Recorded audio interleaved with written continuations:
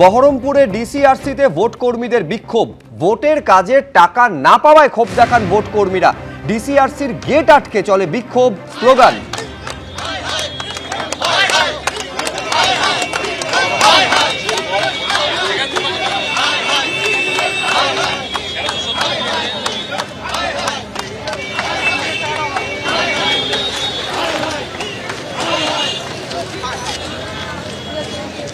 দেখো, ডিসিআরসি সেন্টারগুলিতে কিন্তু একটা চূড়ান্ত ব্যস্ততা এবং এখান থেকে কিন্তু ইতিমধ্যে দেখতে পাচ্ছি যে লম্বা লাইন পড়েছে এবং যারা হচ্ছে ইভিএম ভিভিপ্যাট নেবেন, সংগ্রহ করবেন, তারা আসছেন।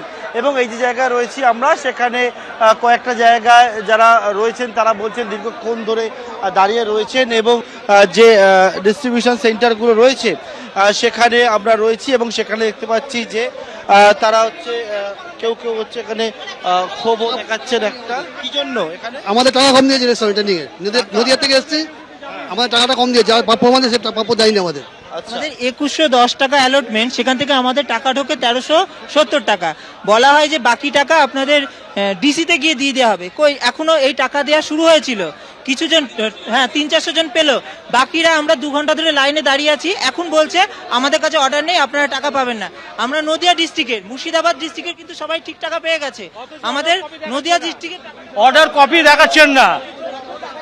2-3 ঘন্টা লাইনে দাঁড়িয়ে রয়েছি। ভোটের ডিউটিতে যাবেন তো, যাবো।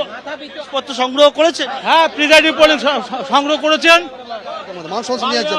টাকা কম দিচ্ছে না, তবে কিসে খাবারের টাকা? না না, যে অ্যালটমেন্ট, টোটাল অ্যালটমেন্টটা 2110 টাকা, সেই টাকা থেকে 740 টাকা কম দেওয়া হয়, যেখানে 170 টাকা করে দুদিনের লাঞ্চ আর 400 টাকা প্রথম ট্রেনিং এর, সেটা কম দেওয়া হয়।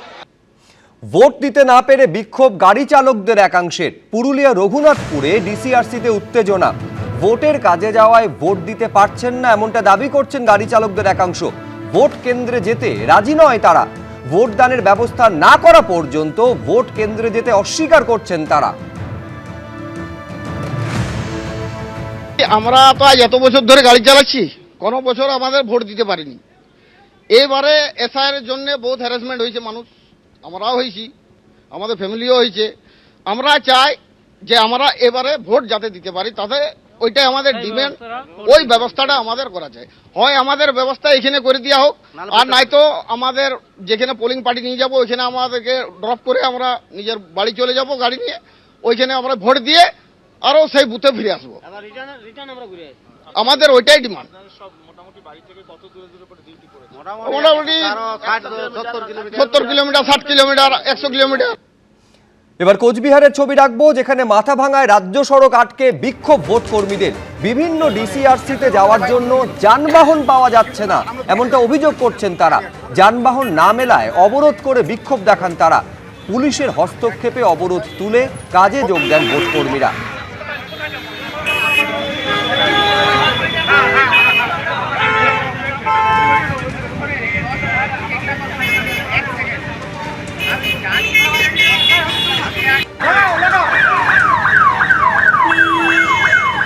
এবিপি আনন্দ, এগিয়ে থাকে, এগিয়ে রাখে।